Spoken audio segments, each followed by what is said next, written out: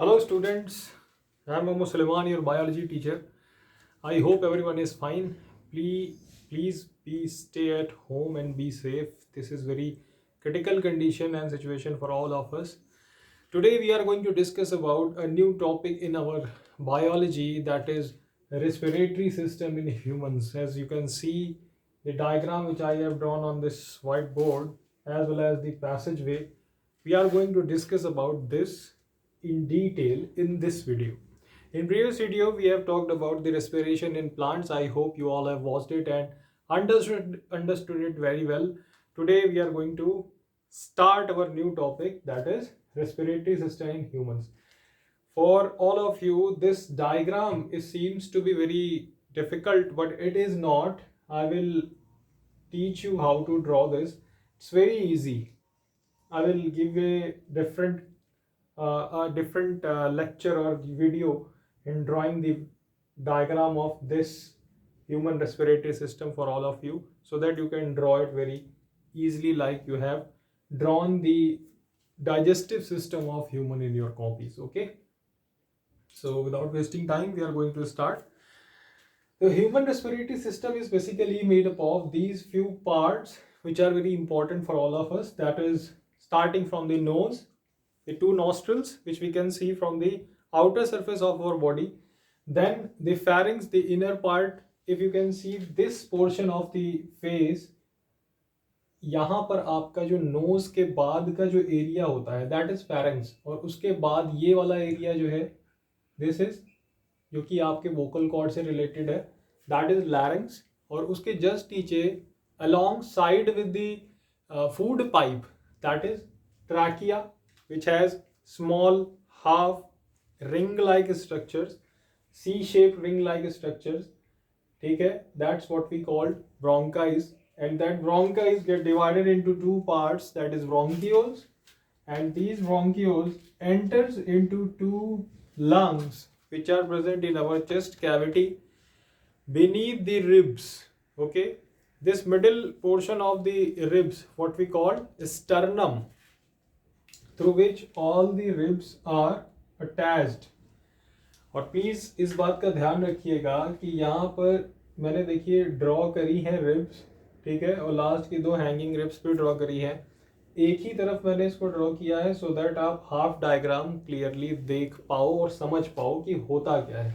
अब लंग्स में देखिए ब्रोंक्यूल्स हमारे जब एंटर कर जाते हैं तो एंटर करने के बाद these bronchioles gate divided into terminal bronchioles. Terminal कहते हैं एंड को, तो एंड ब्रोंक्यूल्स में डिवाइड होते हैं. Then further ends will gate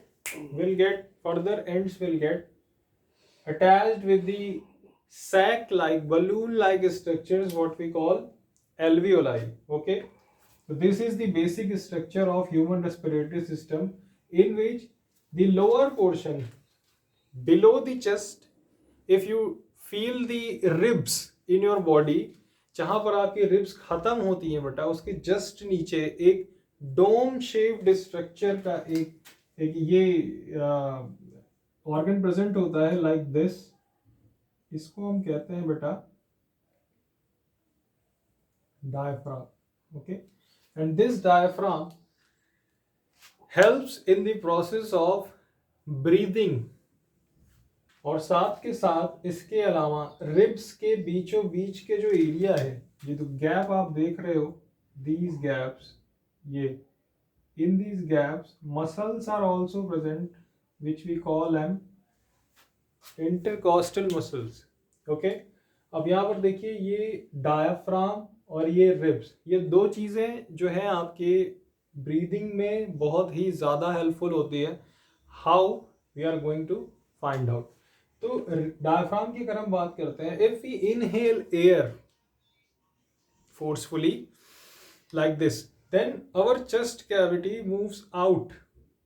Okay, as well as lungs are pushing the body, or we can say the diaphragm, below or downwards, as well as ribs are getting forward or upward. तो these are दो kind of movement, two kinds of movement, एक forward है, दूसरा downward है. downward वाला आपका diaphragm के ऊपर है, जो diaphragm आपका अभी डोम शेप्ड का था वो इनहेलेशन ऑफ एयर की वजह से क्या हो जाता है, ये अप्रोक्सीमेटली बराबर होने की कोशिश करता है, फ्लैटेंड। अब यहीं पर जो है ये डायफ्राम जैसे ही फ्लैट होने का ट्राई करता है और साथ के साथ आपके लंग्स जैसे ही एयर फिल करते हैं एल्वियोलाई में, तो ये आपकी कैविटी आपकी आगे की तरफ फॉरवर्ड मूवमेंट शो करती है और यहाँ पर ये बिलो डाउनवर्ड मूवमेंट। तो ये दोनों मूवमेंट जो पॉसिबल हो रहे हैं, this is because of these diaphragm as well as the intercostal muscles present between the ribs. Okay, तो ये जो मूवमेंट शो हो रहा है बेटा, ये इनहेलेशन और एक्सहेलेशन दोनों की ही प्रोसेस में साफ साफ हम फील कर सकते हैं अपनी बॉडी में।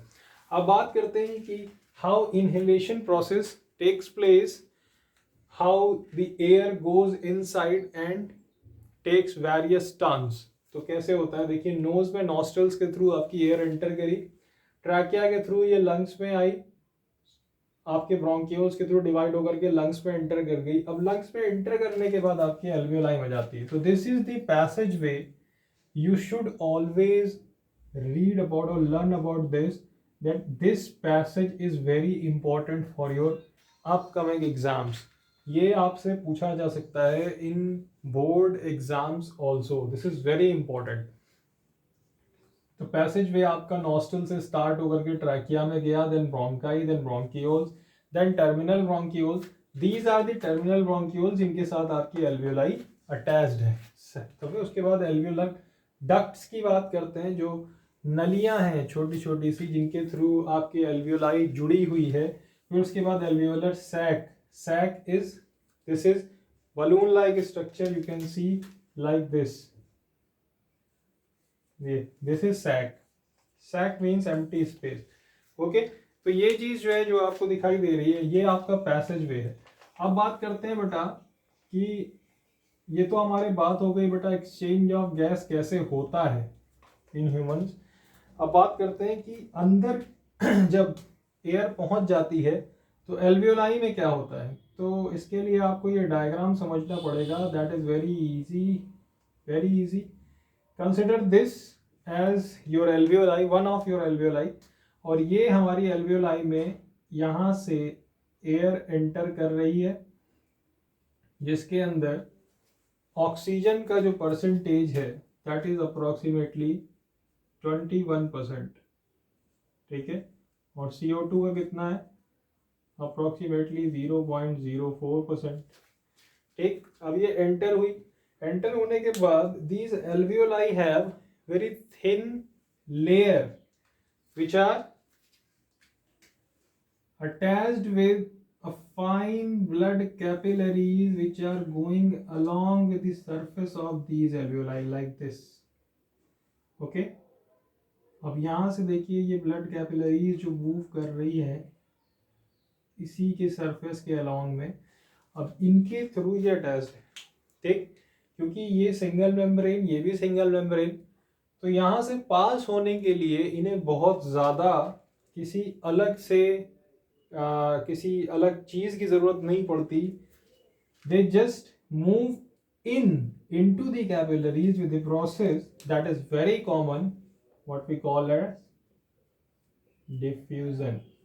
okay, तो डिफ्यूजन की प्रोसेस के थ्रू हमारी जो एयर है उसकी ऑक्सीजन कैपिलरीज में चली जाती है, और कैपिलरीज में हमारी क्या प्रेजेंट है, RBCs, and these RBCs are capable of attaching what, oxygen molecules with the help of RBCs पर क्या प्रेजेंट होता है, यस, हीमोग्लोबिन से हम शॉर्ट फॉर्म में HB भी लिखते हैं। ओके, अब यही HB जो RBCs पे होता है ऑक्सीजन को कैरी कर लेता है, और साथ के साथ इसी ब्लड में कार्बोक्सी हीमोग्लोबिन होता है बेटा, जो CO2 को लेकर के हमारा इसको ट्रांसफर कराता है किसमें, वापस से एल्वियोलाई में। ओके, तो एक तरफ से आपका ऑक्सीजन आ रहा है और दूसरी तरफ से CO2 जा रहा है, ये दोनों ही प्रोसेस डिफ्यूज़न के थ्रू कैरी आउट होती हैं हमारी एल्वियोलाई में। तो एल्वियोलाई में ये प्रोसेस जो आप देख रहे हो यही होता है। This is how our human respiratory system works. तो आई होप आपको यहाँ पर ये चीज़ें समझ में आ गई होंगी। आपकी बुक में बेटा कुछ टॉपिक्स ऐसे दिए हुए हैं जैसे लंग वॉल्यूम्स एंड कैपेसिटीज़, तो इनके बारे में आपको डिटेल पढ़ने की कोई ज़रूरत नहीं है। इसके बारे में आप 11th क्लास में फुल डिटेल में जब आप ह्यूमन फिजियोलॉजी पढ़ोगे तब वो चीज़ वहाँ पर आपको समझाई जाएगी। But out of curiosity if you want to read about it, then you should go through your book. Okay, so this is all about your human respiratory system. Here our topic ends.